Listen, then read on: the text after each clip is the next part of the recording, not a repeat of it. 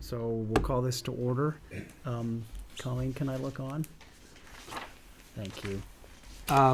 Adjustments to the agenda. We need to add an executive session for personnel at the end, so let's make that 7.0 and we'll make adjournments 8.0. Anyone else have any other adjustments? Do we have any extra agendas in the room?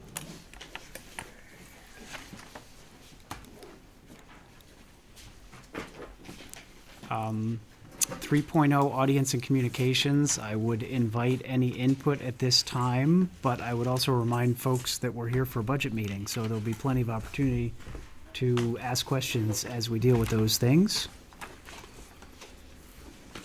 Hearing none, we'll jump right into 4.0 discussion matters, budget work session, 4.1.1 special ed program.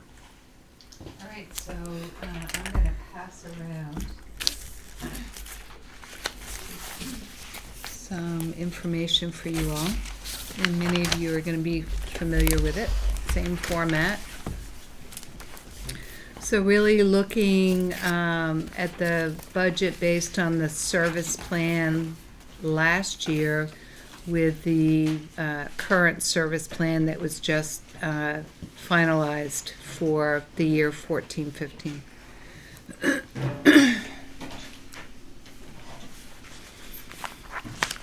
So that's the top sheet, and we'll go through that first. The second is the comparative data sheet, which I think many of you are also familiar with. The third is just a code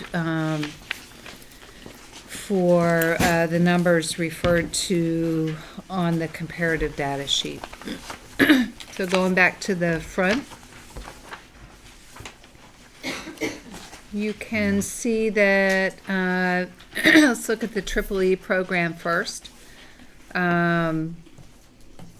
There are some increases overall, along with a significant decrease in the summer program. That decrease was due to a change in the need for contracted services, a decrease in that area.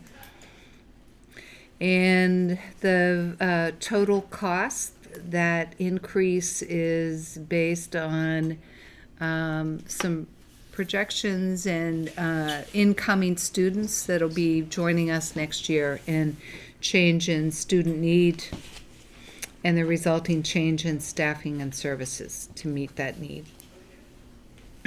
Any questions about that part?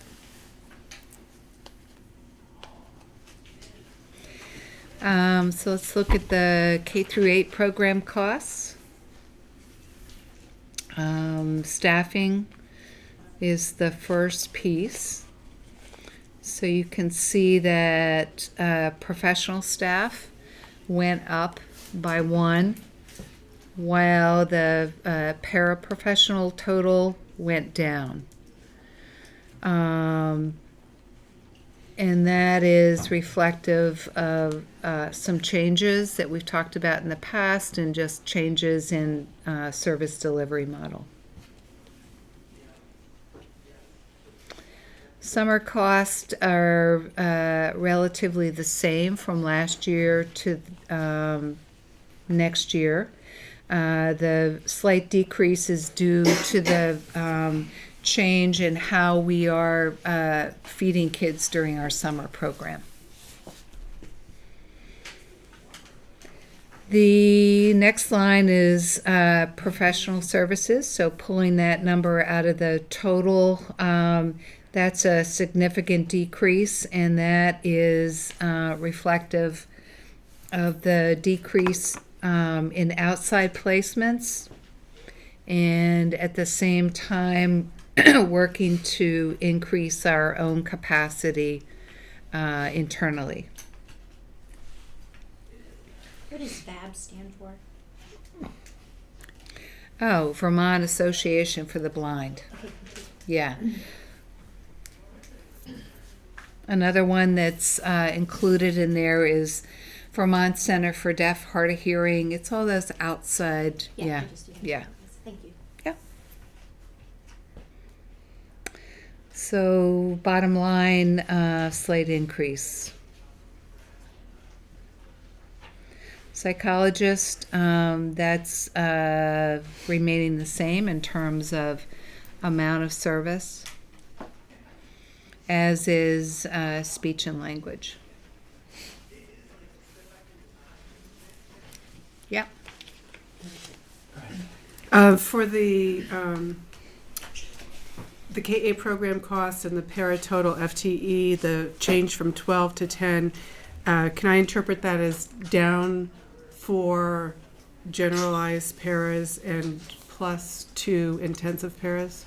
Is that the It's, Right. yes, it's, well, non-intensive would be the term. reduction of 4 non-intensive, addition of 2 intensive? right? Yes. Okay. Yeah, more specialized. Yeah. Yeah. Laura, for those in the room that haven't been through this before, or those of us that forget, in the triple E you said reflects change in student need, and in the K through 8 program costs you say reflects change in service delivery model. Can you give us a little bit of background about how student need is created? I mean, and then how you respond to that in terms of staffing and delivery. Yeah, so when we're creating the service plan and making those projections for the coming year, let me start with Everybody know what a service plan is?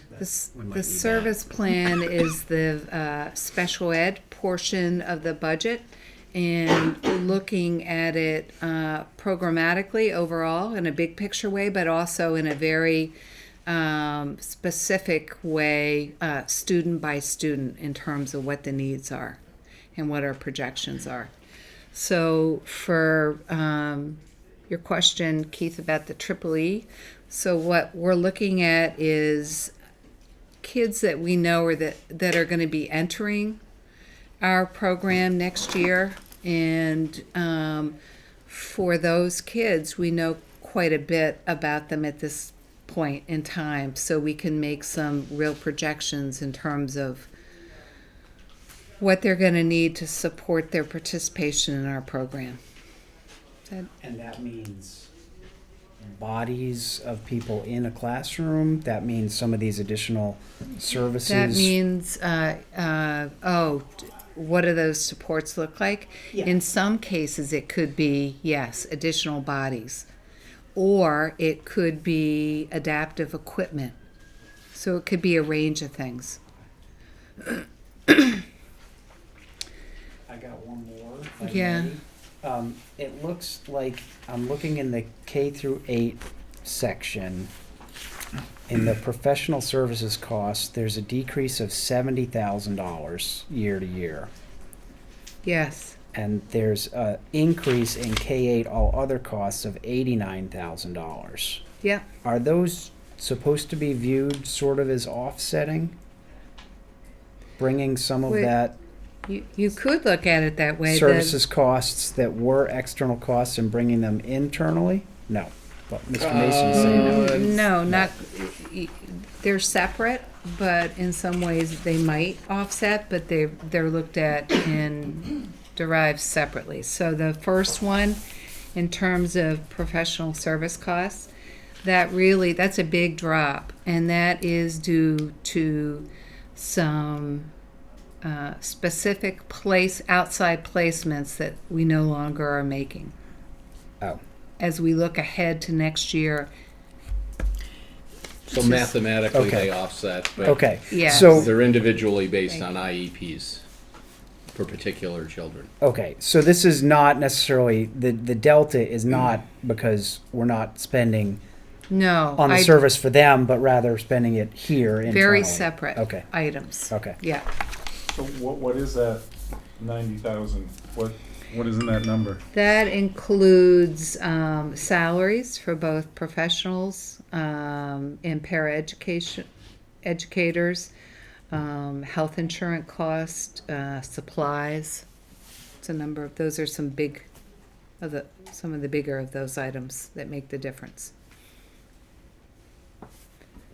So going back to your FTE, you have a 1.0 FTE increase in professionals, a little bit of a decrease in paras, so that's all wrapped into that cost. Salary increases from one year to the next, health insurance increases, yeah. Sure, Ken. Can you just describe a little bit what the 7.5 or 8.5 FTE, what the duties of those people are compared to the paraprofessionals? Sure. The professional staff is made up of, that total is made up of the special educators as well as speech and language pathologists. Yeah. Even though, okay, So it's that combined total.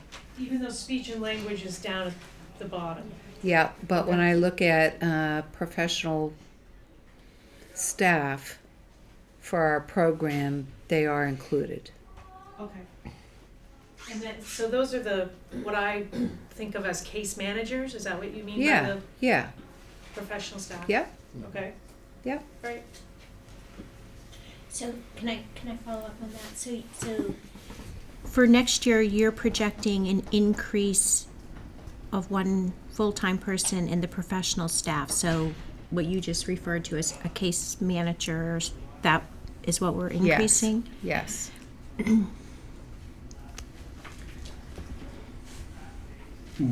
Refresh my memory on this. When it comes to money, we get reimbursed at a rate of what from the state? The quick understanding of the formula would be about 55% on dollars in general, and then to the extent you go into an intensive category, a far more expensive single individual child that can go up as high as 90% for some costs. Can I go? Yeah, please.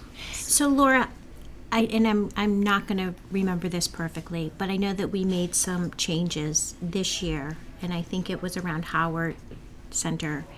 So is that all reflected in here? And this is kind of part of the plan to. It's all Can you part of speak to that just a little bit? Yeah, I to can. refresh my So memory? it goes back to those conversations and that planning we've done around increasing our ability internally with our own staff to be able to provide services for all our kids. So it means a decrease in outside contracts, such as with Howard, and increasing our ability to take that work on and do that. Yeah. So it was, that decrease while this increase, and even with the paras, decreasing more non-intensive. Yeah. Laura, are you, I'm not, I want to ask a question, but it might be coming up, so I will wait. Are you going to talk at all about what the actual program looks like in that? I know at one point in time you guys were working on bringing more special educators maybe into the classroom to do a little co-teaching type yeah. situation. Is that going on Yeah. more than it was? Yeah. Okay. Yeah. So we've been working on that for the last 3-4 years. And slowly over time, it's been increasing. So yes, it is happening. And it's happening in different places with different teams at different, levels. And does that have any effect also on having to maybe increase the professional staff? No. Okay. No. Different populations. Okay, follow up on Patty's question. What are the strategy, you're talking about increasing capacity internally, and there's a multi-year transition process with that. What are the strategies that are being used to increase internal capacity? And, for example, professional development or, the co-teaching. So how are we doing that? Yeah. We've done professional development. We've also done shadowing and working closely with Howard Center in terms of thinking about programming, skill levels, training. We've had some staff, we've started an online training program where people can do it independently and trying that out. Professional or professional staff? For both, yeah. So we're doing a number of different things, trying in different ways, but yes, increasing our knowledge, skill base, in working in partnership with the people that up until this point have been providing those services. So is it all general ed classrooms instructors? So, for example, Paul's getting additional. Oh, so I'm talking about this change in service delivery. I think you're talking about co-teaching. You mentioned internal capacity Yeah, building. so co-teaching, we continue to offer that as a possibility for classroom teachers, and we've had a number that have taken us up on that. They've participated in that training, as have the special educators. We try and provide time for the two of them through the year to have a chunk of time to do planning together. Yeah. Does that answer? Yeah, 6th grade level, we're working with both special educators in the middle school co-teaching. So Scott Webb and myself co-teach a math course, and Angela Gallion co-teaches with Aaron Dolan for writing. So it's definitely going on. But it's not necessarily happening in every classroom, it's up to the teacher if they choose to have that model in their room. I don't know if it's necessarily up for the teacher. I think it's up to delivery for kids, what's best for the kids in a situation. So for my math course, he helps and I help deliver for a group of kids that might have in the past been in a small pullout. Yep. And that this way they can participate in the full group. That's great. Just thinking of all the stuff you've got going on and, kind of registers. Yeah. Yeah. So, this is a tough question. Maybe it's not. Maybe it's easy. I think it's tough. So we made this, what Lisa, I can't remember her name now, alluded to this change in delivery. How do we quantify success, or if it's, the money-wise we can quantify quite easily, but the success with the kids is, how do we, are you quantifying it, and how do you quantify it? And I know it's been early, are we feeling it's being more successful? I think we're still in process, so we're still in transition, Sure. if you will. But yes, and it is and would be an ongoing process in terms of looking at progress for kids. And we have pretty specific ways in which we're doing that depending on the individual kid. And, frequent times for teams to get together and to review that and to tweak as needed, to adjust as needed based on the data. So I think it's a great question. You're right, it's somewhat hard, but I also think it's a really important piece to keep in mind. And it's just ongoing. Did that, you look like it didn't answer? You completely answered it. Okay. I'm just thinking, looking at 18 and a half people who are dedicated to this, so we got to make sure it's effective, and we got to, keep around and make sure we're delivering it the best way possible, because, but I appreciate it. No, you answered me. Thank you. Can you repeat that last part just so I'm Looks sure like that we you're have clear. 18 full-time FTE paras, and then 8.5. Right. So it's 18.5 staff members in the school dedicated to this segment of our population. Yep. And I just think it's important that we really look at it and make sure that, we made the transition, to accomplish two things, to hopefully help the bottom line financially, but also to help the kids, succeed, better outcomes. I just want to make sure we're looking at both. I think you've always got to be growing and changing, and it's never going to be static for Sure. for very long. and it's going to change as kids change and as we learn more. And the It is. population of the segment changes too, right? Yes. So that's another whole nother thing that Yes. I you Yeah. gotta be conscious of, that it's not, Yeah. Yeah. And it can change overnight Right. depending on families. right, moving right, in I and- got it. Yeah.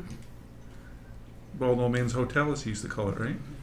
We're in a hotel here.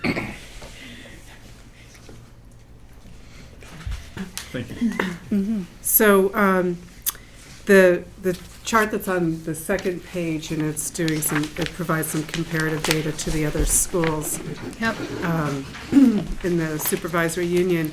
This is for FY13, our current fiscal year, right? So next year, these ratios are likely going to change somewhat, and perhaps it might be helpful for us to just get a very, very brief update on what's happening at the SU level related to comparables. Sure. There's a couple different conversations going on. One of them is just specific to looking at our staffing ratios. The numbers that we look at this chart in particular are the second line up from the bottom, which is the ratio of special educators to total student body population. There's a pretty significant body of research that tells us what ratio to fall in allows a system to be able to support kids, adjust to kids coming in and out. So we look at those numbers. That's the one special ed professional to every 72 ADM, which is what Hinesburg is at right now. So we look at those numbers across the board. We also look at the professional staff to your IEP count numbers. Those are the ones that kind of jump off the page that people look at, but we, the special ed administrators and principals across the SU also go pretty deep into a lot of these other numbers. So different types of disability categories, how many school psychologist days we use, and what we've spent the past 2 or 3 years working on is understanding how we make those numbers consistent and equitable across the district, but also understand that each school is different, has a different context, and we wouldn't expect these numbers to be identical. So that's kind of the ongoing programmatic work in terms of comparatives. Yeah. Can I ask a follow-up to that? Yeah. The special ed professional staff, does that not include the para educators? That it does? It does not. It does not. And then there's another line. Paraprofessionals on this chart are divided into 2 categories. One-on-one paras, and we call them general paras, but any para who's not working one-on-one with a single student. So the numbers on Laura's chart on the front page would be those 2 numbers combined.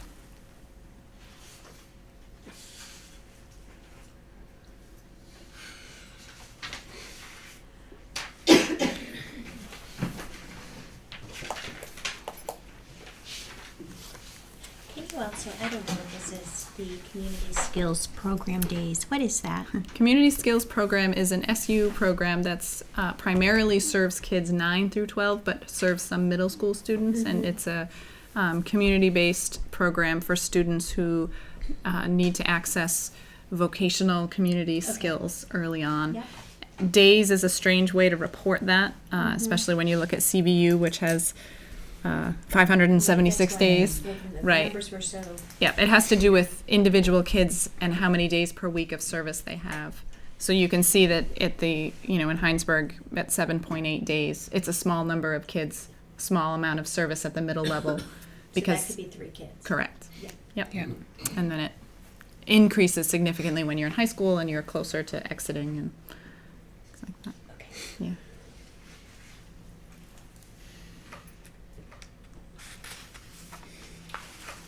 I got one more. Sure. Oh, okay.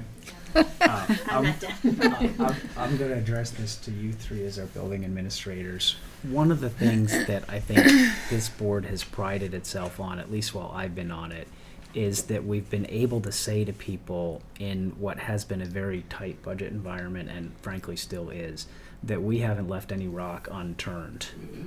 So I'm looking at this budget, which is has an increase, small though it may be.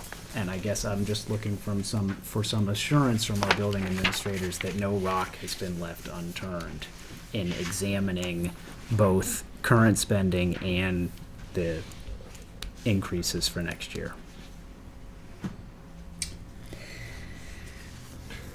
Yeah, I think I don't know of any rocks that we haven't turned over. Okay.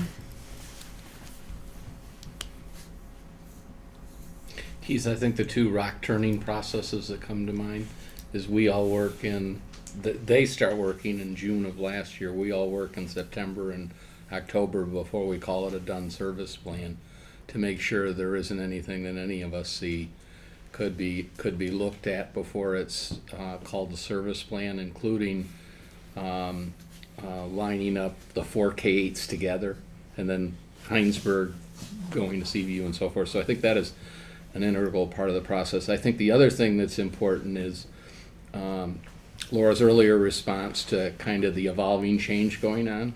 If she ever came here and said that exactly the plan we had last year was the plan we're using this year, that's a good sign we've stopped looking at it. We said what we've got is good, and there should be no setting I can think of that ever happens in special ed with the rest of the changes going on. It's a different group of kids. We better be looking every year at the same thing we looked at last year. Is there a different way to group them, approach them, deal with the issues that they bring to the table?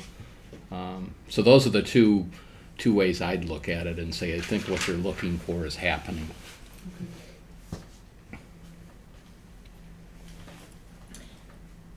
I can go. Thanks. Ladies, So I just want. the gatekeeper. Oh, yes, you are. So I just want to talk a little bit about the summer program, which I completely support. But so what? First of all, I'm assuming that where you wrote reflects change in delivery of meals. This money is not just paying for meals, but that's the whole program. The $45,000. It's not a. Yeah, do you remember last summer was the first year that we didn't have the outside support for our summer meals program? I don't remember. So. Yeah. So it was a real shift. And so we were not, as of last year, didn't hire someone to prep breakfast and lunch for our kids when they were here for the summer program. And so what we did instead, we still fed kids and fed them well, but just simply. And we did that without any additional staff. And the plan is that it went fairly well, I think. So, but this amount of money is to run the whole program. Right. It's Yes, the whole right. That's what whole I. shebang. Right. Yeah. And so remind me of the length, the duration of the program, Yeah. how many children are we serving, that kind of thing. I'd just like to have a picture of what that looks So like. 4 weeks. This year it'll be the month of July, essentially. 4 days a week, mornings. Mornings. Is it And 35? kids, no, it's more like 45 kids. 45 kids. And transportation. 40, you said 45? So it's a mix of kids. So kids that need those additional services in the summer, and their plans call for that, but also kids that just will benefit from that additional time with academics as well as fun. So mornings, approximately 45 kids, 4 days a week, 4 About weeks. 4 hours a day, 4 days a week for 4 weeks, yeah. For $19,000 last year? No, 47,000. 19 was Triple E, That's Oh, up, yeah, smaller group of Thank kids. you. I was gonna say, what a bargain. I know, Thank you. yeah. Did that answer it, Lisa? Yeah, no, I just wanted to remember that. So what is it for Triple E? Next year, we're projecting that's at 9,450. Number of kids served. Number of and- kids. It'll be somewhere around 12 to 14 kids. 4 days a week, 4 weeks. Okay. Thank you.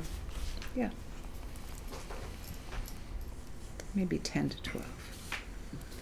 Think about the kids. Yeah. And for a lot of the kids, we Part 2 was able to offer a discounted rate in case they wanted to come for the full day. So there was some kids applied for, or some families applied for subsidy, so they were able to stay from Yeah, the that was a morning nice. till 6 o'clock. So It was that a nice mix. It's nice So to they be go able to- right from the morning program into part 2. Yeah. Other children are coming for part 2 who may not be in the morning program. Correct. Yeah. Are and they here full day if they're on part 2? Mhm. Potentially. Yeah, and we coordinated it so that all the field trips would start at 12:30, so that the kids that were part of the morning program would be able to go on the field trips. So. I only get one a year, so it's my good idea. We hope you have more than that. Keith, could I add a comment, please? Sorry. You have a $1.3 million budget, and $1.1 million has essentially no explanation. It just says other costs. You did give some verbal explanation, but it seems to me if you're going to create a document like this, that $1.1 million ought to have been more fully expanded. Mm-hmm. Some more details in Yes. terms of what that entails. Yes. Thank you. Yeah. So we'll be getting that, or just this document will be updated? I think that's I agree with Larry, it's a good point. People won't understand it. I can go in and add some of those additional, or that list of items. The vast majority of those costs are what are staffing and benefits. Yeah, I Vast understand that, but I mean, majority. If you put that down, then the question's answered. Yeah. Ultimately, Yeah. something like this may go, I'm looking forward to next Right. spring when we try to pass a budget. Yep. I can do that.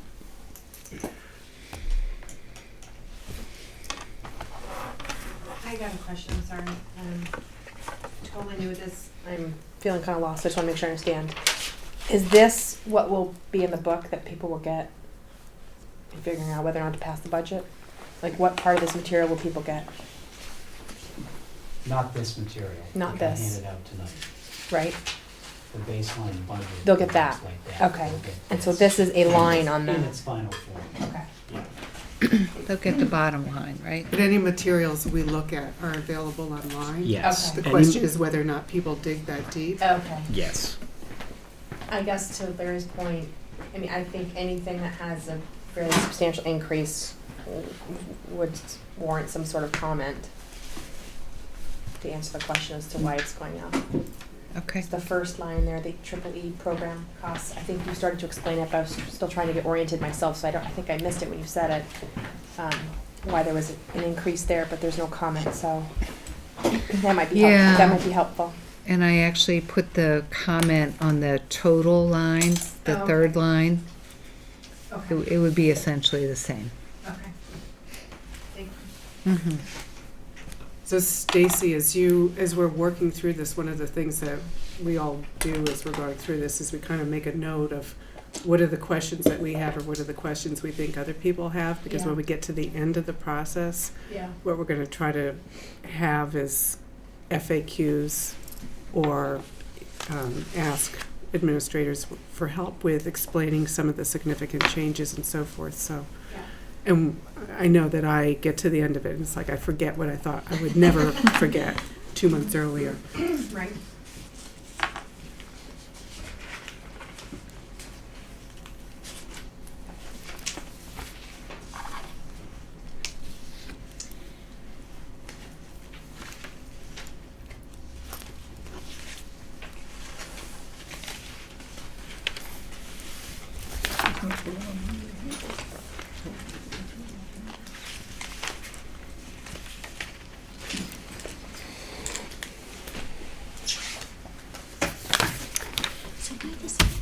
Yeah. So should this number, should all of this add up to this number? Is that how this, is And that these what are this included in the document? No, I'm just professional. asking. Yes, depending on what your finger was on relative to. I'm sorry, you didn't see where I was pointing, Bob? Can't believe it.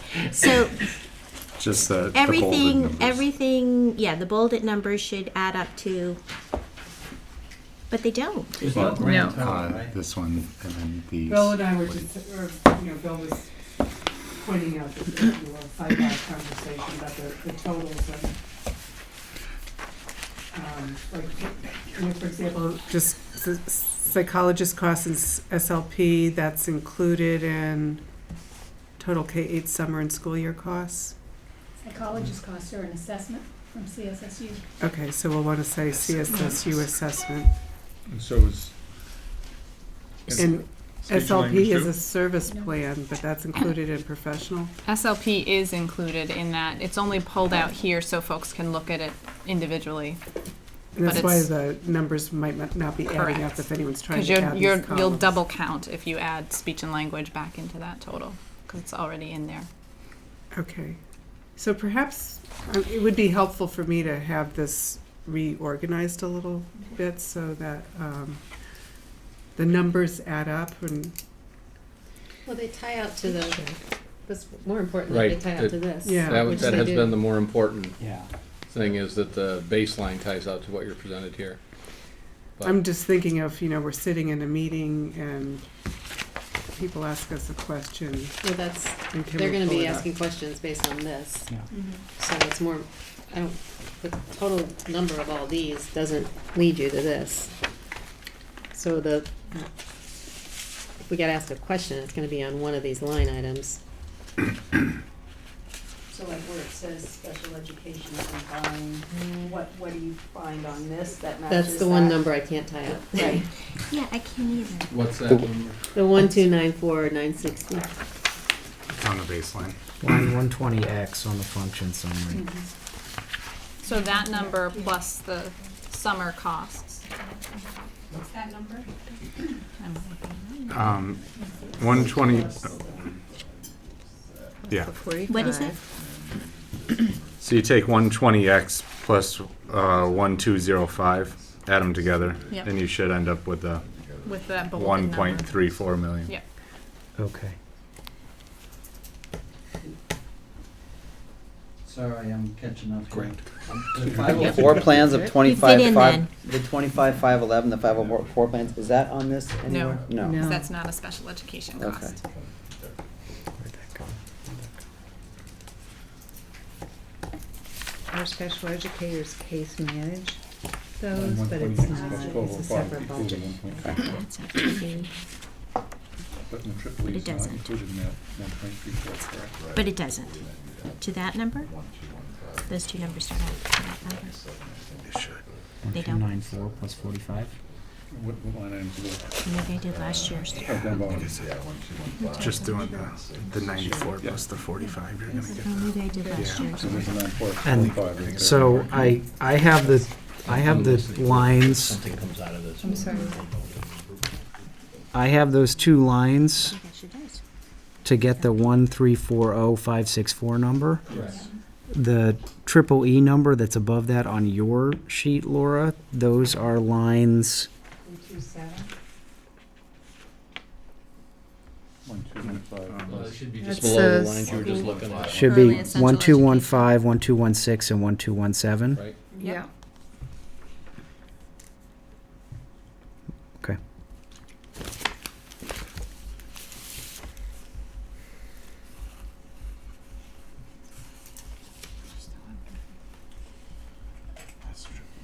The friendly amendment to this conversation, we'll probably bold the numbers that tie out directly to what's in the baseline document you have. And then we'll make sure that where we have a total like that, we've listed numbers above it that total it out. Okay. Yeah. It might lead to some all other expenditures because we're highlighting on particular areas of cost the way we do it here. But it would allow those who are math driven in the room to tie out the numbers quickly to a total above it. I don't know if you said this, but maybe if you just reference the GL number on this. We could do that too. Oh, yeah. Because the there's a couple that are in a whole different area. That's like psychological services and the speech and language services, that's in a sort of a different area. It is, yeah.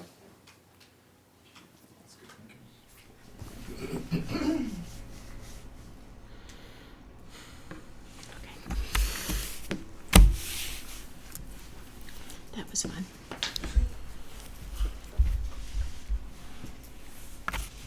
All right, any other questions or comments on special ed program? I just have a question, just lack knowledge. So, I mean, it can change quite drastically due to population. So if that were to happen, say you get a dramatic increase, what then happens? That's what happened last year. You mean what happens in the current year when there's For, not more kids? like we're ending- budgeting for next year, So a kid And walks in then- September 1st who's or more than So- one. Yeah. And so So- then what do you do We just give a scenario? figure out what they need and provide it in the best way we can, while keeping in mind the budget piece, but also making sure kids are getting what they need. So it's that balance all the time. So that would be a case where there'd be unexpected increases in costs that we hadn't projected for. So we would be, again, looking at ways to balance that if possible, and sometimes that's possible and sometimes not. The five of us spend a significant amount of time in September and October wrestling exactly that to the ground, to make sure after a year we know exactly what it looks like, how closely it corresponds to what we budgeted, and to the extent all of that work leads to measurable expenses that no one saw, we share that with the board rather quickly, and then they give us marching orders from that point forward. How much of it's going to be offset with revenue, and how much are we going to look to offset with underrun somewhere else. Does there seem to be some sort of, I guess, track record, if you will, of there being an increase every year, of some sort of pattern of maybe being under budget by one or two children where you should consider it now? Or is it not, doesn't really work that way? Just speaking generally, with schools of larger size, there is some predictability about it year after year after year. But with a small school, and I would classify Hinesburg as a small school, it's really a random event whether it's going to come in under or over, because to the point that's just made, you're doing all this with a look at students in October of the prior year. You fix the budget, and then you open the doors in September, and you can't necessarily, or August, you can't necessarily stand there and go, no, you weren't in the budget. You go over to Charlotte. So it's more like it goes one side or the other, and we really don't know which way it is. Some schools put a little contingency in to say we're going to protect that risk with a little bit of room to breathe, and others choose to just take it as it goes. The smaller the school is, the more precarious it is. So we have, the community of St. George has 68 kids, and its special ed is quite interesting to deal with. So if you end up having a significant increase in kids that have a special education need, where does it come from in the budget? That's the earlier conversation. The school is obligated to provide those services, so the checks are written, the services is provided. If the board and the administration can work through that year and have savings in other areas to offset the expenses you've now got in special ed, that works well. If they can't, as has happened a year or two, you run a deficit, you spend more than you have, and take what you need out of a fund balance if you have one. And remember what Bob had said earlier, so a portion of that is reimbursable, and as expenses get higher, more of that is reimbursable once you hit a threshold. Intensive child. Yep. Mm-hmm. Yep. Is that a cumulative? So that's not based on a per child, that's based on So we would, that's per child, so we would track those individual expenses per kid over the year. And we know once we reach a certain Oh, I see what you're thresholds, saying. Okay. yeah, the didn't reimbursement rate changes. Okay. Reimbursement is always based on actual services Yep. rendered. Great. I heard a story of a family picking the best town because of the special ed services that have been provided in the past. Is that potentially true? I think it's more than Yeah. potentially true. I think it is true. Parents of children like to have their child in the best place possible for services, and they identify differences between schools. Even regular ed, though. Right. And regular ed, the same thing. That's happens, just yeah. right. All parents do that? Yeah, it's all, Yeah. Yeah. Now that you mention it.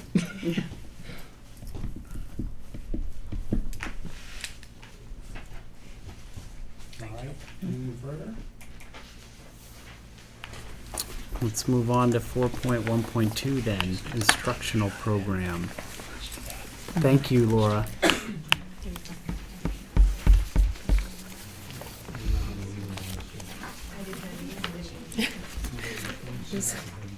Oops.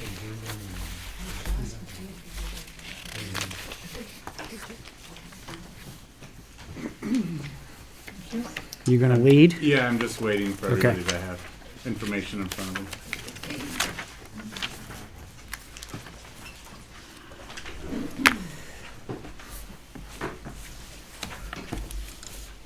Megan, you leaving? I am sorry. Thank you for coming. Thank you, Megan. Can't believe it. So the first page that you have in front of you is what we currently have for enrollment here at the school and what our projected enrollment is.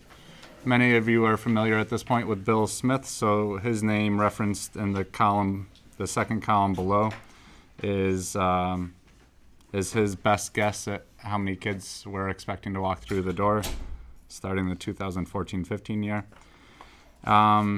I put the CSSU average class size later on in this. We're going to be looking at educational quality standards that talk about class sizes, but this board has always been keen on looking at what we have for optimal class sizes, so I thought that would be important to share.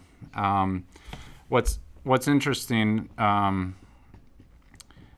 is that I think we're feeling pretty good about class sizes K through 4.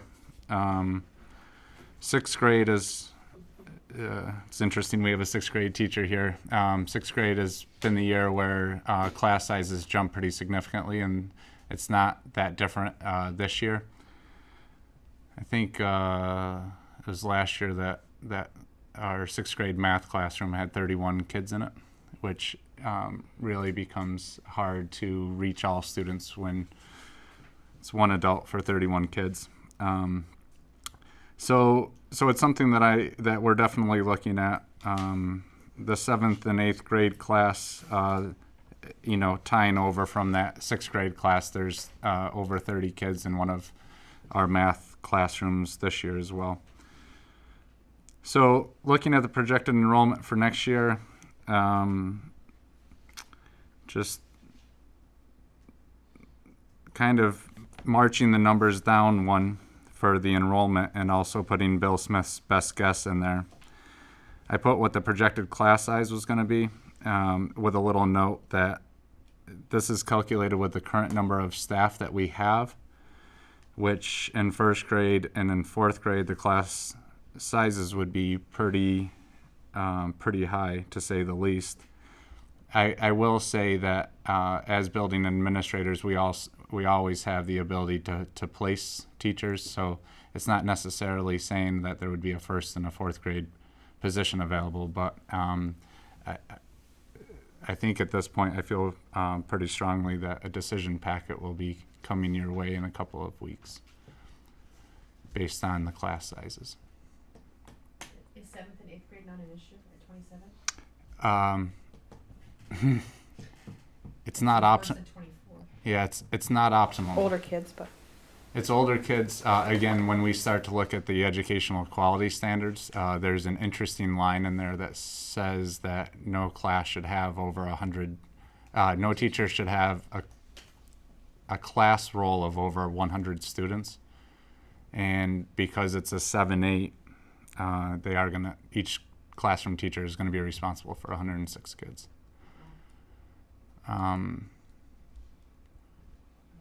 Allegra and I have been doing a lot of thinking, as you can imagine. Wait a minute. 106 kids as co-teachers or as? So there's They're- four Right. content. But they each have, but for their academic course, they would have 106 kids, but, is that what you're saying?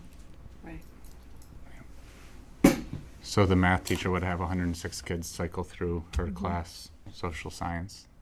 But so Allegra and I we've known about this, and we're constantly thinking, planning, how can we provide more assistance in the classroom? How can we reduce the numbers?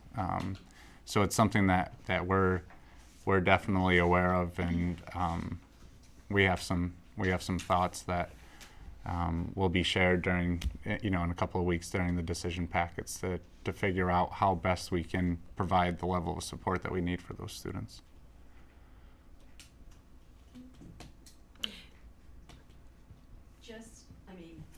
To me, the numbers are just shifted by a grade. Mm-hmm. But yet there's a lot of building going on in Hinesburg. Does that correlate, or, Yeah,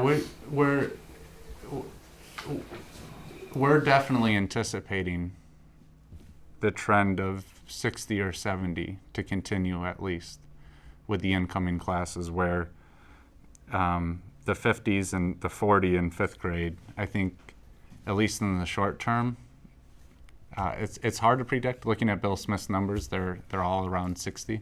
But the building that's happening in Hinesburg, it's hard to imagine that it's gonna go the opposite direction. So The methodology, however, does take into account building permits and live births and all sorts of other factors. So, it's the best we can do. We've just been surprised with the kindergarten numbers over the past couple of years, but for the most part, his projections have been right on for a lot of years. I know in past years we've done polls of all the daycare providers in the area and all that kind of stuff, and compare those to Bill Smith's numbers. Have we done that this year to look and we should. comparable? We should be getting the numbers around December 13th. We're hoping. We do our darndest to get an accurate number. It weighs heavily on a lot of decisions that we make. But historically, at least the few years I've sat in this room, the Bill Smith, I'm thinking here 62.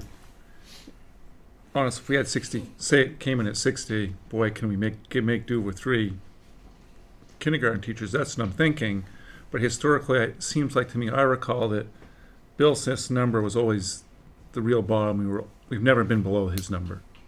Is that true since I've been here? I bet the 41 was below. I wonder about the 52 2 years ago, because but Our gut feeling is though, is that 62 is... Well, the kindergarten has been off, but for the other Right. grade levels, I'm it's talking about been- just the incoming kindergarten. so For the past couple of years. the reason why, if you notice my number, it's with 4 teachers. My thinking is that it's going to be above 62. The kindergarten, so, More likely that Bill's gonna err at kindergarten on the low side. That's my point. because he doesn't Yeah. know about Right. the in-migration of That's my students. point. Right. And I'm just trying to think back historically. It that's seems what to you me were sitting in the room. Yeah. He gave a number, and historically, it's been at least 1 or 2 kids above that number. And I'd rather come back to you and say, well, actually, I really hope that we have large classes. This says a lot about the school and what we're doing, but at the same point, if I projected 3 teachers and then I had to come back to you with a request of another, So, as board members, we're not insensitive. I'd like to think that we're not considered insensitive to class size, and, the impact on the school, you know, what that means for individual and teachers and what it means for kids in a classroom and so forth. And so I think it would be really valuable for us to really get a good understanding of when the class sizes start bumping up against and maybe going over the optimal class sizes suggested by the educational quality standards. What are the systems in place? What are the supports in place? So that it has the impact of reducing the actual feel of the class size. Not reducing the actual class size, but. Educational quality standards, you know them better than I do, Elaine. Just read them a couple times, but the new ones that probably will be approved in December, it requires the board to come up with their own protocols and class size range. Are we doing that as an SU or each individual? The SU. At the SU. So you will have ranges that you're going to commit to. And we have a policy, right? Yeah, we have that. The SU boards have adopted optimal class Right. sizes, and The I think range. what we need to know is how do we address, any. Colleen, are you thinking that when we have to discuss it with the community, we have to go beyond, this is what the quality standards are? We're going to be able to make the discussion to the next level, because if we don't adhere to those, this is how it impacts the kids in the school. Is that what you're saying? I'm talking more about if, when we were at 24 might be an optimal class size, let's say, or the optimal size might be 20 to 24 for a grade 7, 8 classroom, but we're at 25, 26. Do we hire another teacher because of that one overage, or do we have other systems in place? And I'll just, one thing that we did, it's got to be at least 10 years ago, if not more, we hired tutors specifically to support middle level programming at that grade level, because we didn't have more rooms for one. It didn't make sense at the time to hire a full-time teacher, and so we put in place a tutor system temporarily for, I think it lasted 2 years. I don't know, Paul, you probably remember. Something. It was at the 7, 8 level more than. Yeah. Yeah. So I think part of what we need to deliberate is how do we deal with that, because it's not just a matter of hiring another teacher. There's also classroom space and schedule, and there are a whole bunch of factors that domino from that. And I'd like a good understanding of how we can work with that creatively.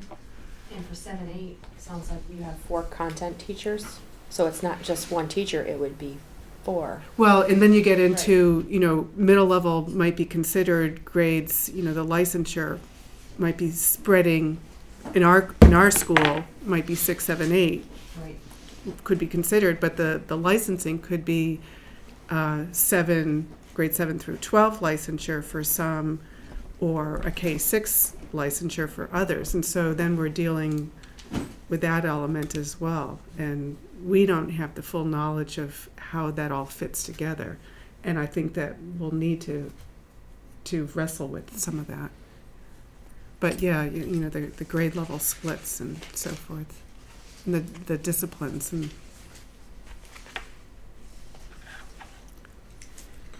So as you can imagine, we're always looking at ways. The co-teaching model not only helps meet the needs of all students in the classroom, but it also, when done really well, it also helps shrink the feel of the classroom.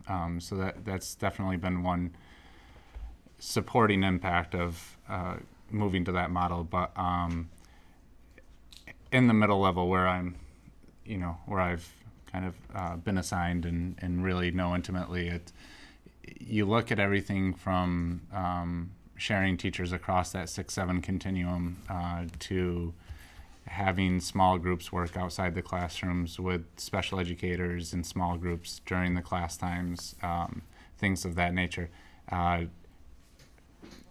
It's a challenge, and when we look at where to allocate teachers and resources, the research says the quicker we can get everybody up to grade level at the younger grades, is probably the best use of our resources at the same point in time, with more expectations and higher demands being put on our middle level teachers and students. It's the one thing that Paul and I know pretty well is we're in a math studio together, and we travel to a different school where class sizes are considerably lower, and it's evident. I mean,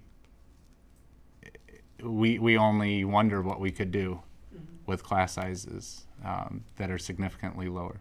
Why is it the math class that seems to get loaded up?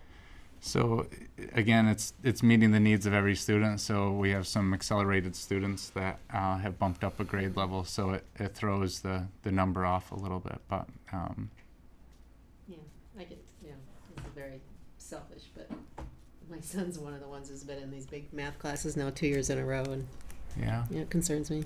yeah, no, it's concerning to us all, and space becomes an issue. Science experiments become interesting. But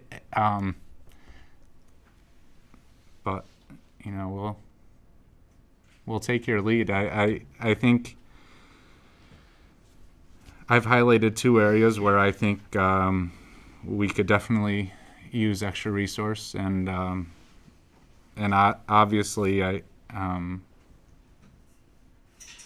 think what you're looking for from me is to think creatively.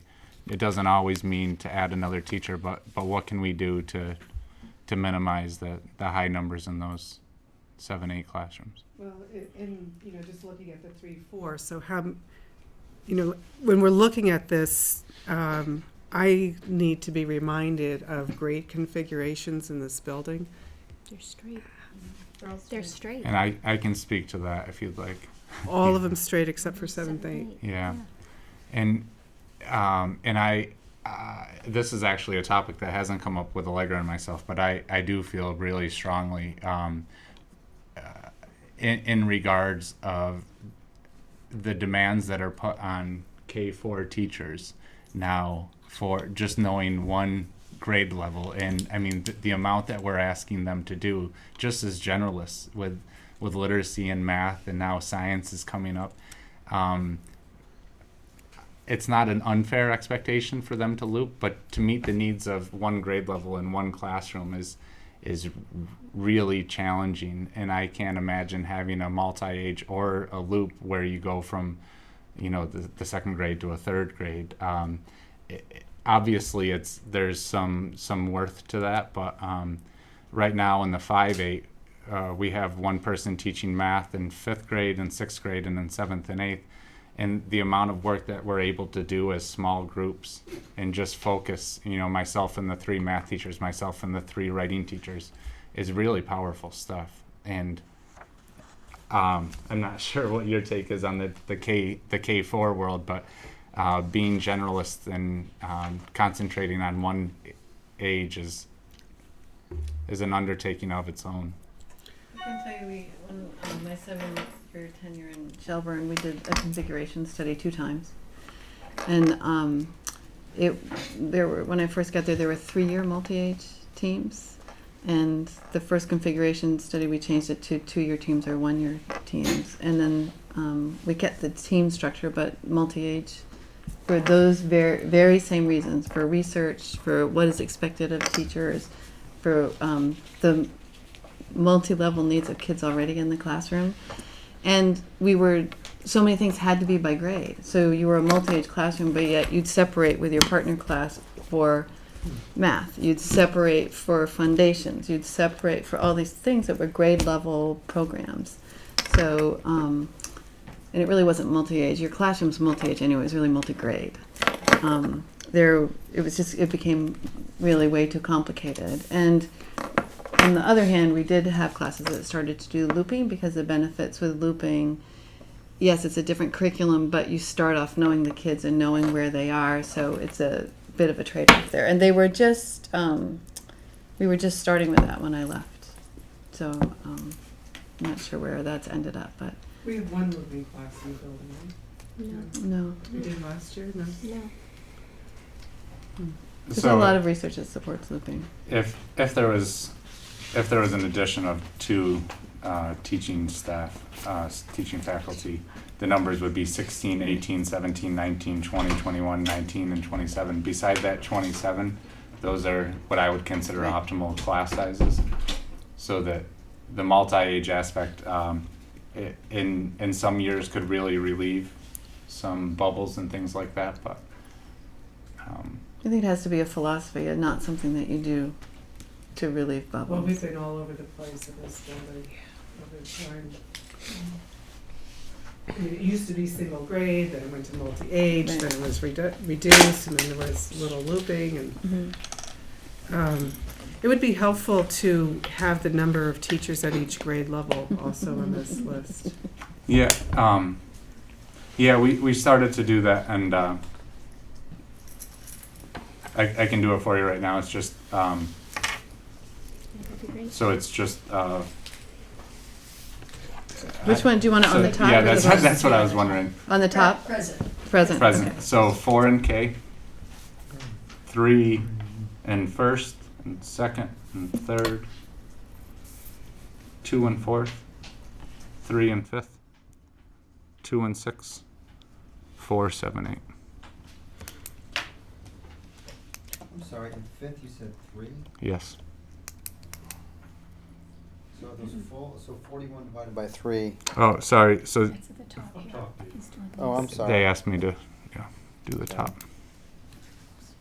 Gotcha. Yeah, Stacy. I'm sorry, I'm not up on the lingo. And Stacy, you don't I have could to throw some apologize. past terms at you guys, Yeah. but I'm not up on this education lingo, so I think I know what looping is. I'm good there. But the multi-grade, I think, like what you were saying, is that it's far too complicated to have multi-grade classrooms because of how the curriculum is taught. Did I follow you right? More we're getting specific grade level curriculum that we're doing. So to have a multi-grade, first and second graders in the same room. Right. You can't, you'd have to pull from the first grade Bridges program and the second grade Bridges program to try and blend it together. Okay. So it's really what had been happening in the past is, I would imagine the same thing happened here. You'd have 2 multi-grade 1-2 classrooms, and then half of the class would leave to go to this teacher for math for first grade, and the other would for second. And so you do it in math, and now you do that in foundations, and now the writing program we're doing is more, so it's more and more you would have to separate because it's grade specific. And what I'm saying is, we've been calling it multi-age, but in your classroom Oh, yeah, it's of multi-age. straight first graders, you have a multi-age room. Really, we were doing multi-grade, but Vermont always called it multi-age. So that was, I was just being picky about that. Yeah, no, I got For no that. reason. I got that piece. I was good on that. Okay. I guess I'm just drawing back on my own experience Yeah. from when I grew up, Sure. and I was in a 1-2 class, and Right. then in then a 3-4 class, and Mhm. thinking back, I don't think it made a difference in my life really, but Uh, I just don't know how Yeah. things have changed in a million years since when I was in first grade. So we do have multi-age in some of our other schools in the district, and they do exactly what Allegra's saying. Yeah. They stay together for 2 years or 4 years, and they split up the curriculum because definitely the Common Core has added a whole set of challenges in terms of meeting the needs of all the kids at the different grades. But people who like that system do exactly what she said. And even in my 4 years here, the expectations in each classroom has grown significantly in terms of what teachers are expected to know and to be able to deliver. Yeah. Yeah, so it's a lot different than not only when we went to school, but also since I became an administrator. And I know that Paul was going to speak to the multi-age. I was just going to say, I started off multi-age 5-6 when I first began Yeah. here, and this is my 15th year. And it just like everyone's been saying, like the Common Core and everything that's come out is just putting so much more pressure on each individual grade level to meet these expectations that if you had multi-grade, it would be very difficult to, I guess, to manage that and make sure that all the kids' needs are being met at those specific goals for each part of the Common Core. It's very different. So So do the kids not do well multi-grade? Is that what I'm hearing? Or is I it think difficult when for I the was teachers? doing multi-grade, it was awesome Yeah. when I started off. Yeah. But expectations have changed quite a bit. Oh, I see. So like for math, for instance, I teach math right now for 6th grade, and if I had to teach the 6th grade curriculum and the 5th grade Bridges program at the same time and try to make it all, it would just, it'd be mayhem. It'd be crazy. It could work for social studies, for sure. You can have two grade levels in there and try to meet that need a little bit easier. Science, I think, is changing quite a bit, so it might be more difficult with that. But I think to meet the needs of kids at where they're at, it makes it really hard to do that otherwise. I think there was like more flexibility to do a 2-year cycle in certain curriculums that we don't have. Okay.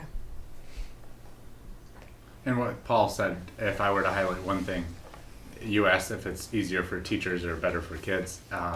It's easier to meet the needs of the students in a single grade. Right. So I mean, I it's just have to say, I don't think that's necessarily true. I think it can be true, but I think that you can have 2 grades with 2 teachers, and one teaches the first, one teaches the second for whatever the curriculum is. So you look at the multi-grade then more as a housing, this is where they live during their school time. And I have to say that because we do have schools in the district that do multi-age, and they would be here telling you how great it is. I don't think one is better than the other. I really do think that the time that we've spent with professional development, with the teachers in math, in literacy, the work that the teachers have done is what makes the difference. And whether they're grouped by 1st grade alone or 1st and 2nd together, that's just a choice that people make, I think. Same with looping. I think it's a choice. It's not that it's necessarily better. When people choose to teach the way that feels right to them, they're more likely to excel at what they're doing. I guess the reason I was sort of pushing the question a little bit more was because it seems like there is a blip in population at certain ages, and it seems like at some point the numbers are going to go down because just from my own observation, when my daughter's 6, and I remember trying to find daycare for her when she was born, and it was impossible. And my son, who's 18 months now, when I needed daycare for him, there's availability everywhere. And I don't think that's because there's more daycare centers. I think it's because there's a decrease in people having children right now. Right. So what's going to happen when my son comes into school and we've got a lot more teachers than we have need? Mm-hmm. And I just would hate to be those teachers that, I don't know what the word is, riff, but It's happened before. I will say this, though, I think that it's pretty clear that doing multi-age based or multi-grade based on demographics, how many kids you've got coming in, is not usually a good idea. That doesn't usually work so very it's well. not a good Band-Aid. That's not a good Band-Aid, right? gotta We be need the to figure out other belief of the things. But if we school. can figure out other things that so it's an overall include, philosophy. teaming teachers together, that's different. I see. It's only been about 2 years since we've gone pure single age, so Right. it'll be kind of a whiplash to go back again. I'm sorry, I got one other question. So the 27 number in 8th grade, 7th and 8th grade concerns me. Are we seeing any, and look at the CSSU average is 23, are we seeing any fallback compared to our colleagues at the other schools for those grade levels upon quantitative measurable? You're gonna allow me to beat my chest a little bit. So Well- our science kneecaps, I was thrilled with. And I think our writing scores in 8th grade are amazing. So it provides other challenges where I think that I guess the way that I would ask it is I'm happy with what the teachers are able to do. I could only imagine what it would be like with smaller class sizes. I understand that, and I appreciate that, but we're not seeing a fall off compared to our colleagues. We're not lagging behind in certain. We're not. It's hard to quantify though. Is it because we have amazing teachers, or is it because could we be blowing the roof off? It's hard. It's hard to say what. We're not lagging behind. Are we below other area schools in certain areas, yeah. Is it the result of class sizes or understand. delivery or instruction? Or, I yeah. would be concerned. I mean, I don't think anyone likes that number, but I'd be concerned if we're keeping this number, but we're lagging behind by 25%. You know, we say, all right, we really got to fix this thing. Yeah. Sooner than later. So. Yep, I hear you. Thank you. And the other way to look at it is the faculty able to keep up with the demand? Yeah. You got to look at burnout. I appreciate that because I worry about that, and I worry about losing really great people because this isn't this 27. This isn't a 1 year thing. This has been going on for 3 years now, and again, it's a possibility that it'll happen again next year. Allegra and I had a brief conversation today about the fourth grade class moving up through, and how I can't wait for that to happen because the middle school needs that breather. But that speaks directly to that burnout piece that you're talking about, is that they really need that exhale. The 7th, 8th split, how many kids of the 109 are 7th versus 8th? So we have 56 graders now, so 56 would be 7th graders now, so 53 would be 8th graders. Ballpark, how much does a new teacher cost? Cindy would do middle of the road family 75,000. Family benefit package. So you're So talking hypothetically, if you were to come to us, looking And Bob, for- I just want to make sure, are you okay with that number? Ballpark Okay. for purposes of this conversation. Okay. So hypothetically, if you came with a decision packet for 2 new teachers, we're talking about adding 150 grand to the budget. Yes. And 150 grand, based on the baseline that I'm looking at, ballpark another 2%. Right. Feels good, doesn't it?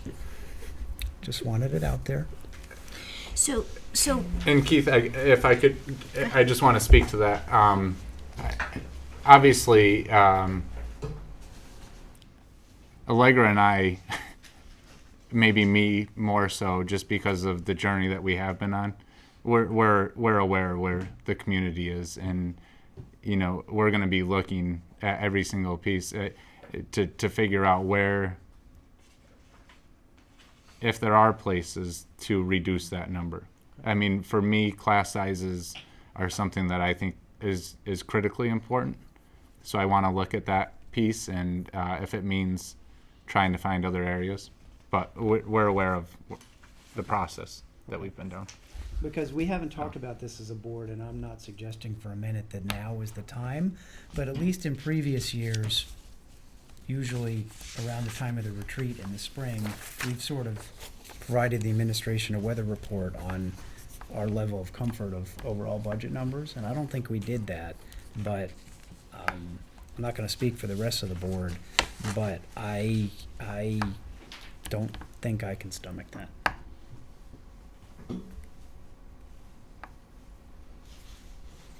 Well, it's not a member of what we all stomach either, it's everyone else. Well, yes, absolutely, Ultimately. but you know, it's the 5 of us that pass the budget. It's the 5 of us who sign that piece of paper. It's the 5 of us that advocate for it, and we stand up in front of the community and say we recommend this to you. Right.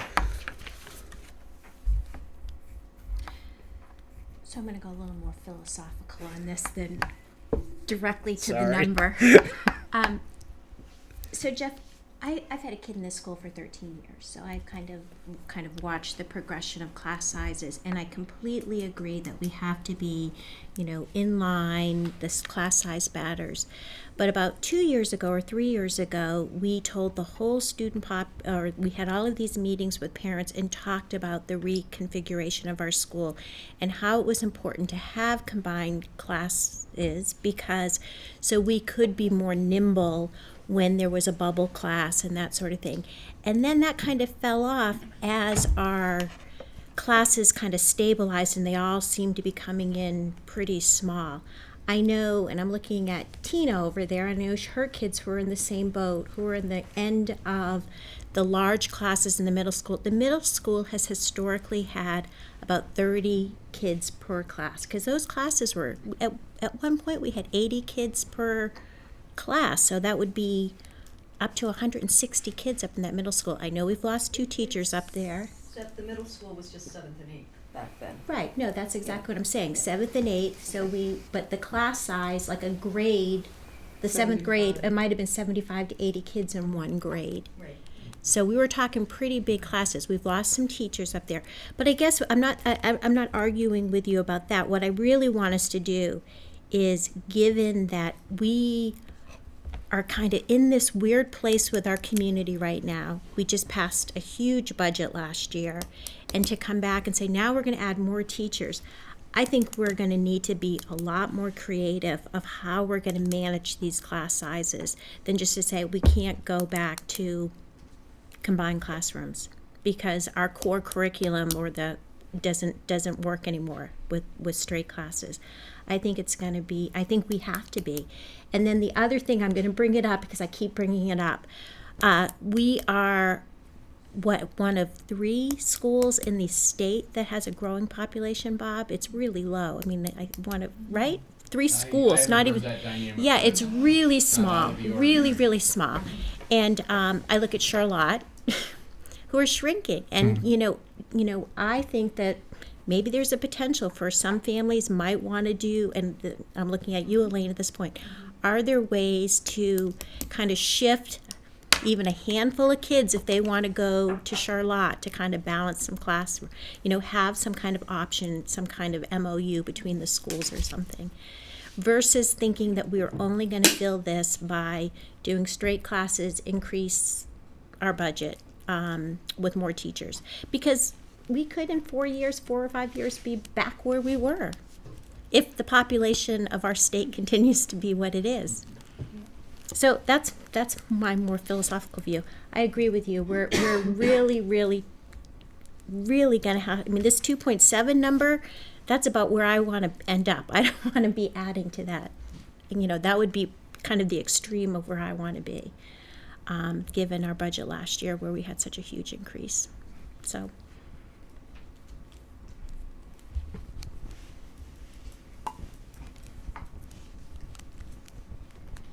Okay, Are we should I ready to move it move? down? No, I can move on to the ed quality standards. It might be a good time for that. And I guess, to put a tie on Lisa's comment, or to put a bow on that, we're still really early on in the process, and even though I'm a rookie, I have a veteran next to me, and we've been thinking about ways in which to help with that number. So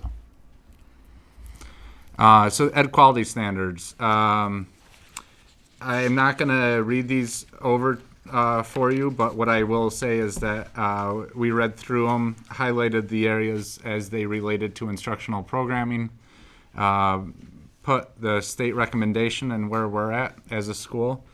So I'm just going to give people some time to look at it, and if you have questions,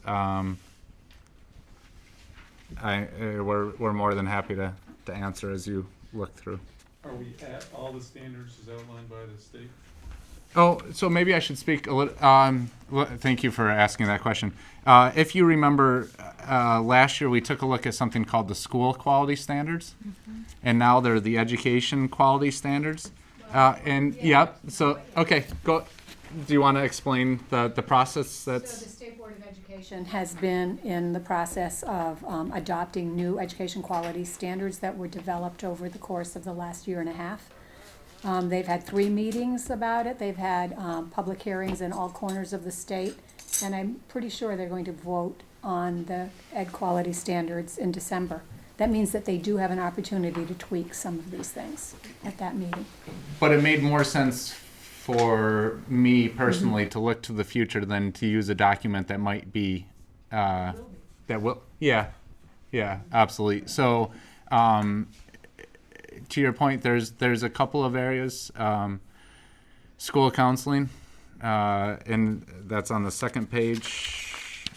Sorry, it's on the last page actually, under guidance. It says at the elementary level there shall be no more than 300 students per school counselor. What they consider elementary level is the K-6 program. We have about a little over 400 at the K-6 level. At the secondary level, there shall be no more than 200 students per school counselor and other student support personnel. So we do have one school counselor, as everyone knows. The previous sheet, however, under student support services, will outline the different personnel that we have in place to help manage all of the needs of our students.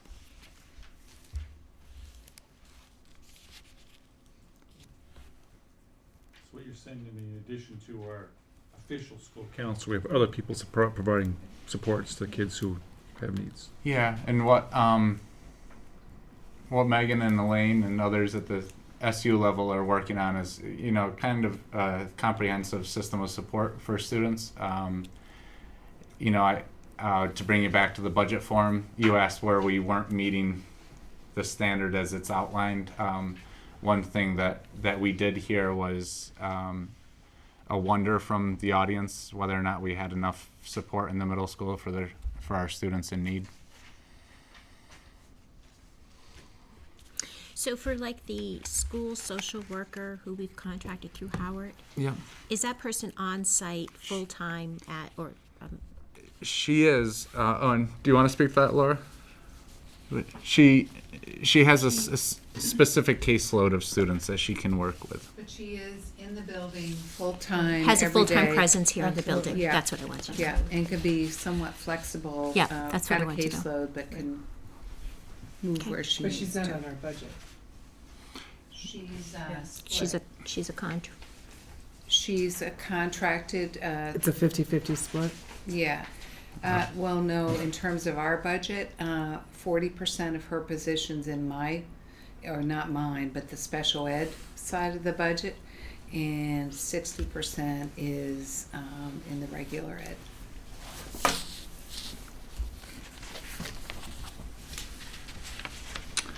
The other place is a piece I mentioned earlier around the no teacher shall have more than 100 students on their roll.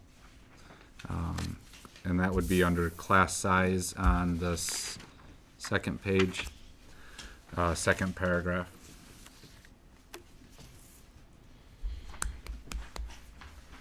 With the special education co-teaching that goes on, does that get your count below 100 or not really?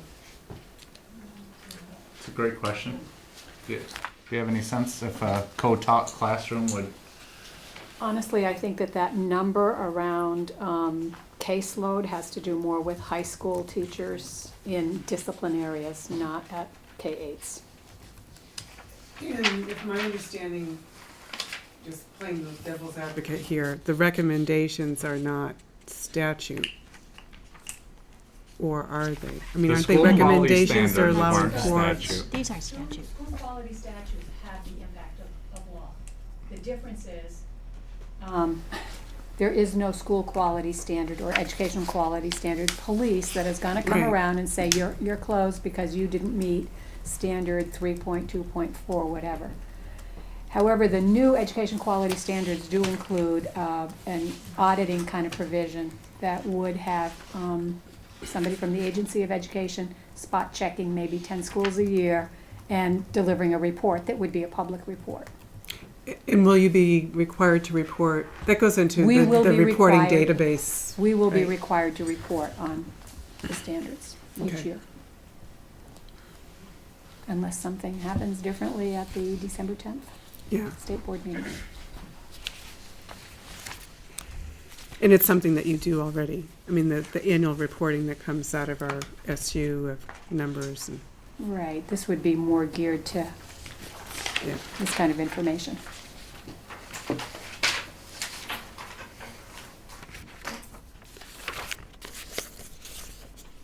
The other piece that is an interesting piece, and I think it's getting some discussion, so it might be one of the areas that gets tweaked. But under physical activity, they're asking for the young kids to be active for 30 minutes a day, which is a great thing, but it's going to be challenging scheduling wise. Right now they have a 20-minute recess. But it can also include classroom breaks. Yeah. There's a lot that happens. But it's, it's just one of those interesting things where we all looked at it, was like, oh. It's like if the buses got here 10 minutes earlier and they ran outside for 10 minutes before they came into this classroom, would that count? Oh, yeah. Sure. Yeah. There you go.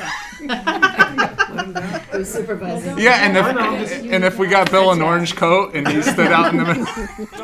And a whistle. Frankly, based upon my experience. It used to be the principal when I went to When I was a school. kid, the buses all didn't get there Now at we the have same Bill. time, so the kids ran outside and just throwing it out there. And I'm not trying to administer. I'm just asking a question. Stacy has something. I'm just thinking about my kindergartner last year coming home just wiped out. She didn't need 10 more minutes of exercise. I mean, she was done. Yeah, it'd be awesome if we could count part 2 into that, huh? Yeah, I mean, Yeah. she was cooked. Bill, you remember my day, we walked to school. Yeah, both ways. We'll compromise. We'll drop them off at the front door and make them go in the back door after 2 laps. But I think, the way that I look at the ed quality standards is, it's a nice road that we can travel down and try to, there's some really smart people that put those together, and if we can stay in line with what they're recommending, I think that's half the battle. So.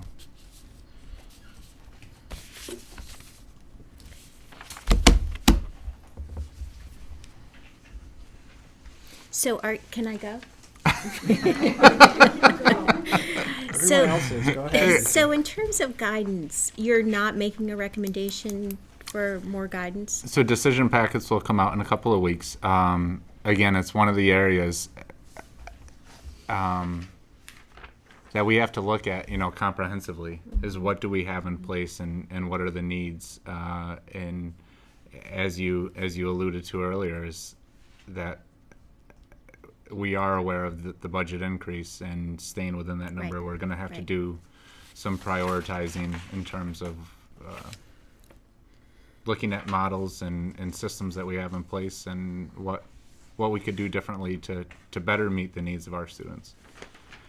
That information meeting we had, that was one or two of the comments that actually came out of the audience was about the guidance function as a whole. Yeah, and I think, Paul, you could speak to it's. You definitely see the effect of it.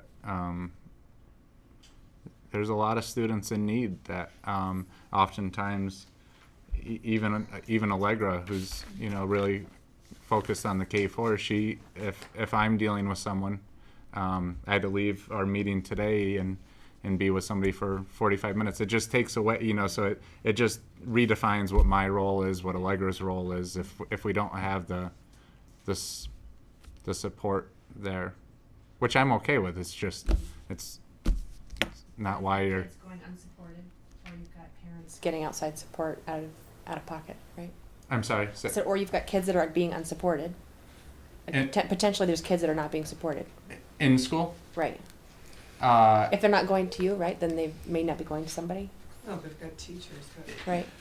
Yeah, I think one of the things that I notice as a classroom teacher is you try to see things that are happening before they become huge things. Right, and right. so sometimes those little things can't get taken care of right away as they Right. have in the past, just because numbers. Right. And so do they all turn into big things down the line? No, not necessarily, but they sometimes potentially could become bigger things. Right. So putting out little fires don't necessarily happen right away. And that's where Jeff Allegra can come in and do some things. That's where, as a classroom teacher, and try to do a little bit more of that if you can at certain times during kids before they go off to a UA. You might grab them and keep them behind a little bit longer and talk to them and see what's going on. But things like that. And 2 years ago, we put a lot of added responsibility on teachers doing everything that they possibly can before calling for outside help, because the office area became kind of a hangout zone. And the teachers have responded amazingly well. You know, I'm really proud of the work that they're doing to meet the needs of the kids. But, you know, everything ties in. Much like when I get pulled out of a meeting, if a kid is having a rough day and Paul spends 10 minutes with him, it's 10 minutes that he's not with the rest of the class or preparing the best lesson he can. So it's all tied in. We do our best to support everybody. The board has often wondered, after years of reductions, at what point does it become noticeable? I think we're pretty close. I did notice that on Laura's presentation that we had a seemingly high number of psychologist days, so that must be where we're backfilling some the guidance counselor. I mean, it seemed disproportionate to the other schools, or is that just more need? But we use that person to help us do some of that preventative work too. So in some ways, maybe, or assessment. To help, as Paul's saying, keep things smaller before they get huge. And our SAP, our CY costs are higher than the other school districts, and so that's another place perhaps where we're bringing in support services. So a couple of years ago, the board developed a list of criteria, and we've done it periodically over and over again over the years, but I think the last time we reviewed it maybe was a year or two ago, but a list of criteria for decision-making about budget. And one of the criteria is our SU comparables. And so like this table is, it's really helpful with the education quality standards. It would also be helpful to have a reminder of what's going on in the SU. And I don't know if it's a matter of taking a table from a year ago and updating some numbers. I know it's more work. I guess I would wonder.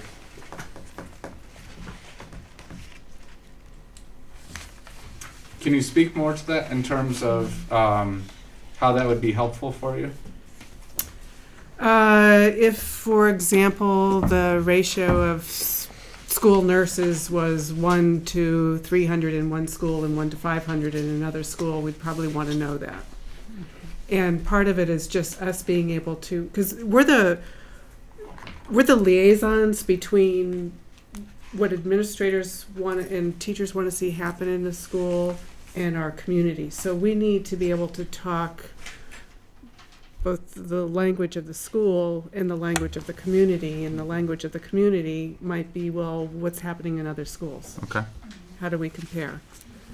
And so, you know, we want to be able to help provide the information that's most helpful for our community to understand. So as I went through some of this information initially, as you can imagine, there are some similarities with how people present instructional programming, and some schools are still using the school quality standards. Yeah. But what I think I could do for you is take the pieces that make the most sense to look at, that I think would be most helpful for you to look at across the SU, and work with central office on. Yeah. Okay. Perfect. I think we did too. Something. Yeah, like what I remember doing is the UA comparables. How much time we spent in We world might have language asked for and specific things. But yeah.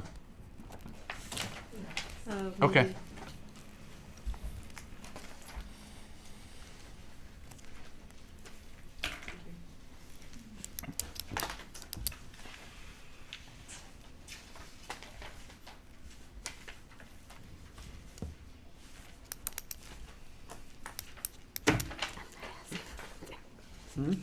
You done? All right, everybody's looking at me. Anybody else have anything that they want to raise on instructional program? Good discussion. Thank you. Next time, what are we doing next time? Does anybody remember? Revenue next time? Decision packets would be the best thing to leave you with a picture, and you're gonna do decision packets for 2 meetings.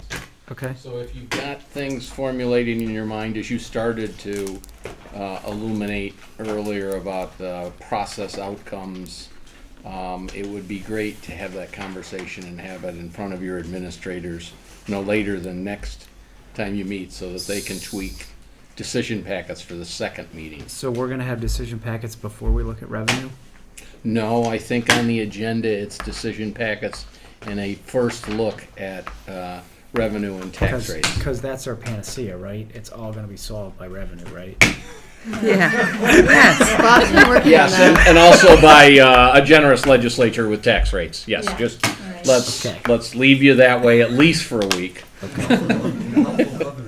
Oh, and yes. So. So I'm just double checking, did all board members get the letter from the VSBA? Yes. Yeah, okay, With the tax department letter and the governor's letter? yeah. Yeah, okay. We should all be on that list. All right, then. I'm sure it's what you got. Moving on to the consent agenda, I will entertain a motion to approve the minutes of these 3 listed meetings. So moved. Thank you, Kathy. Do I have a second? Second. Those in favor say aye. Aye. Any opposed? The motion carries. Thank you. 6.0 confirming next meeting dates. December 9th joint meeting with the select board is confirmed. I have communicated today with Joe about the agenda, and it is not yet resolved. I will try to speak with him or Jonathan Treffery tomorrow. December 16th is our next budget meeting, probably in this room. That's 2 weeks from tonight. And then we get a nice break during the holidays. January 13th and the 15th, Monday and Wednesday, for our budget meetings. I think that I can't make the meeting on the 16th, and if a decision packet could be emailed to me, I mean, I know I can't be there, so I'm not gonna vote by proxy or anything, but love to get it the next day or something. I don't think we you wouldn't be can voting. vote by proxy as a I know. director. Yeah, you weren't gonna vote on the 16th. Yeah. Yeah. Yeah. I can't But your perspective. give you my feelings. Perspective would be We would welcome. valued. All right, so we added an executive session, so I think, go ahead, please. Do I send that to her prior to the 16th or on the day of the 16th? Day? Day of? Okay. All right, How do I get on the email?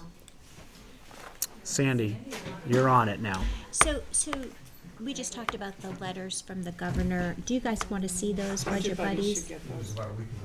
Can we? I will, It was in the news, but you might. did you get that email from the VSBA with the 2 letters we're talking about?